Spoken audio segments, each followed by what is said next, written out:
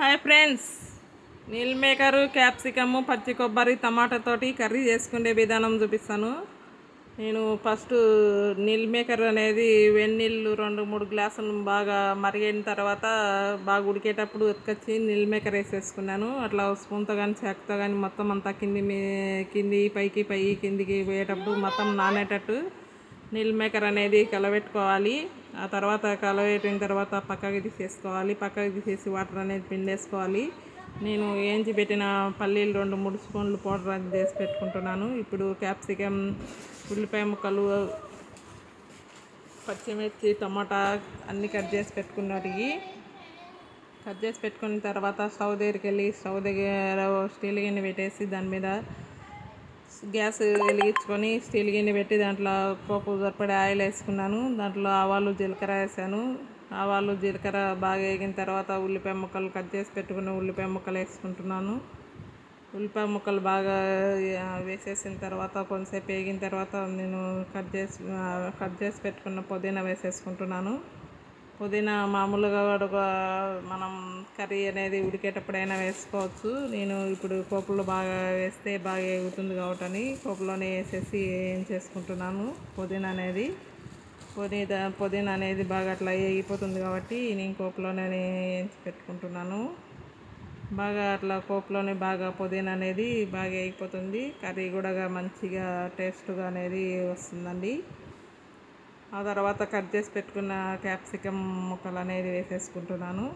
ఈ విధంగా క్యాప్సికమ్ ముక్కలు అనేది మనం పోపులోనే బాగా వేగనిస్తే కన్నా ఆయిల్లో కొంచెం బాగా మగ్గినట్టు అవుతాయి కాబట్టి క్యాప్సికమ్ ముక్కలు అనేది కొంచెం బాగా మగ్గి వేగితే కన్నా కర్రీ అనేది తొందరగా అవుతుంది. కర్రీ అనేది తొందరగా అవుతుంది. కర్రీ కూడా టేస్ట్ ఉంటుందండి. ఆ విధంగా ఫస్ట్ క్యాప్సికమ్ ముక్కలు అనేది బాగా ఏం చేసుకోవాలి. కొంతసేపు వేగిన తర్వాత ఒక 2 నిమిషాలు ప్లేట్ అనేది వేసేసుకోవాలి. ప్లేట్ అనేది వేసేస్తే కన్నా ఆవిరి మీద కొంచెం బాగా మగ్గినట్టు అవుతాయి. ఒక 2-3 నిమిషాల తర్వాత ప్లేట్ అనేది తీసేసుకొని ఇప్పుడు నీల్ మేకర్ అనేది వేడి నీళ్ళలో వేస్తే కదండి, మేబీ వాటర్ అనేది లేకుండా పిండేసుకొని ఇప్పుడు క్యాప్సికమ్తో పాటు నీల్ మేకర్ అనేది బాగా వేగనేయాలి. కొంచెం బాగా అట్లా వేగితే కన్నా మదపసన అనేది లేకుండా పోతుంది. పోపులో మంచిగా అట్లా వేయించుకుంటే కన్నా కర్రీ కానీ ఇప్పుడు ఈ విధంగా వేయించుకుంటే కన్నా కర్రీ కూడా బాగా ఉంటుంది కాబట్టి నీల్ మేకర్ కూడా పోపులోనే కొంతసేపు అట్లా వేగిన తర్వాత కొంతసేపు 2 నిమిషాలు ప్లేట్ వేసేసుకున్నాను. ప్లేటు తీసేసిన తర్వాత నేను అల్లం వెల్లుల్లి అనేది దంచి పెట్టుకున్న అల్లం వెల్లుల్లి పేస్ట్ అనేది వేసేసుకుంటున్నాను. 1 స్పూన్ వేసేసుకున్నాను, ఒక చిన్న స్పూను. ఆ విధంగా మంచిగా అంతా అల్లం పేస్టు, క్యాప్సికమ్, నీల్ మేకర్ అన్నీ మంచిగా అట్లా కలిసేటట్టు మనం కలుపుకోవాలి.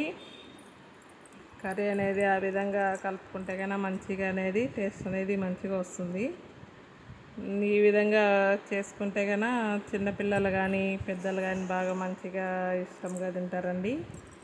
మనం మామూలుగా సంగట్లకు కానీ, రాగి సంగట్లకు కానీ, వేడివేడి అన్నంలకు కానీ, చపాతీలకు కానీ, రొట్టెలకు కానీ కర్రీ అనేది సూపర్గా ఉంటుందండి. ఇప్పుడు కట్ చేసి పెట్టుకున్న పచ్చి కొబ్బరి ముక్కలు అండి. ఇప్పుడు పచ్చి కొబ్బరి ముక్కలు అనేది కట్ చేసి పెట్టుకున్నవి వేసేస్తున్నాను.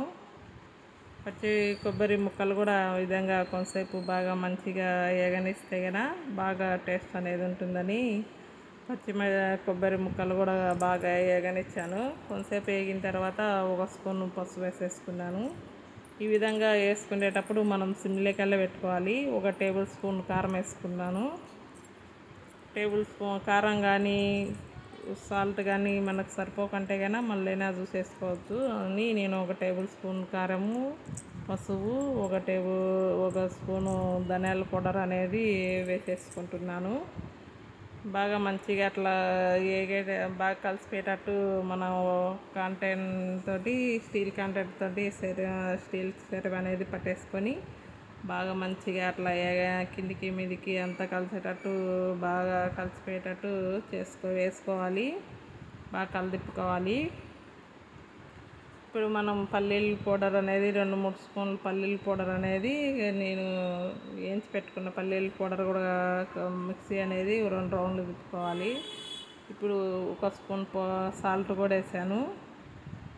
సాల్ట్ కూడా వేసి ఆ విధంగా మంచిగా అనేది మనం అన్నీ కలిసేటట్టు కలబెట్టుకోవాలి. ఇప్పుడు పల్లీల పౌడర్ అనేది 2-3 స్పూన్లు పల్లీల పౌడర్ అనేది మిక్సీ అనేది పట్టుకొని వచ్చి బాగా ఆ విధంగా వేసుకుంటే కనుక మనకు కర్రీ అనేది బాగా చిక్కగా వస్తుంది.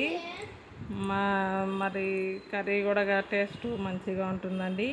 నేను ఆ విధంగా మొత్తం అన్నీ వేసేసుకున్న తర్వాత 1 గ్లాస్ వాటర్ వేసుకున్నాను. వాటర్ అనేది బాగా ఆ విధంగా వేసేసిన తర్వాత మనకు బాగా మంచిగా కొంచెం కర్రీ అనేది గ్రేవీ కావాలంటే కనుక ఇంకో గ్లాస్ కానీ అట్లా వేసేసుకుంటే కనుక సరిపోతుంది. ఇంకో గ్లాసు వాటర్ కూడా వేసుకోవచ్చు. ఆ విధంగా వేసేసిన తర్వాత మంచిగా వాటర్ అనేది వేసేసిన తర్వాత మంచిగా కలబెట్టేసి చూడండి. మంచిగా క్యాప్సికము, నీల్ మేకరు, పచ్చి కొబ్బరి ముక్కలు అన్నీ మంచిగా కలిసిపోయాయి చూడండి. ఆ విధంగా పొంగు వస్తుంది. కొంతసేపు అనేది ప్లేట్ వేసేసుకోవాలి. చూడండి ఆ విధంగా 2-3 నిమిషాలు బాగా ప్లేట్ అనేది వేసేసిన తర్వాత బాగా మంచిగా ఉడికేటప్పుడు కర్రీ అనేది బాగా అట్లా పొంగు పట్టినప్పుడు టమాటా ముక్కలు అనేది వేసేసుకోవాలి. టమాటా ముక్కలు అన్నీ మంచిగా అట్లా వేసిన తర్వాత కర్రీ అనేది మంచిగా కలుపుకోవాలి.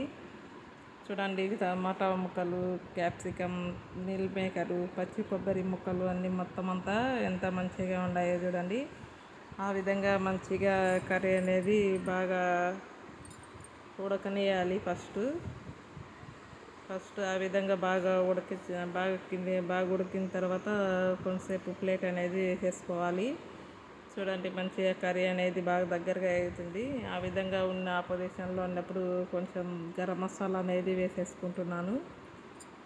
మనకు కావాలంటే కన్నా సాల్ట్ కానీ ఉప్పు కానీ ఈ సాల్ట్ కానీ కారం కానీ సరిపోకంటే ఈ విధంగా ఉడికేటప్పుడు లాస్ట్లో చూసి వేసుకోవచ్చండి. ఈ విధంగా చేసుకుంటే కన్నా కర్రీ అనేది సూపర్గా ఉంటుందండి.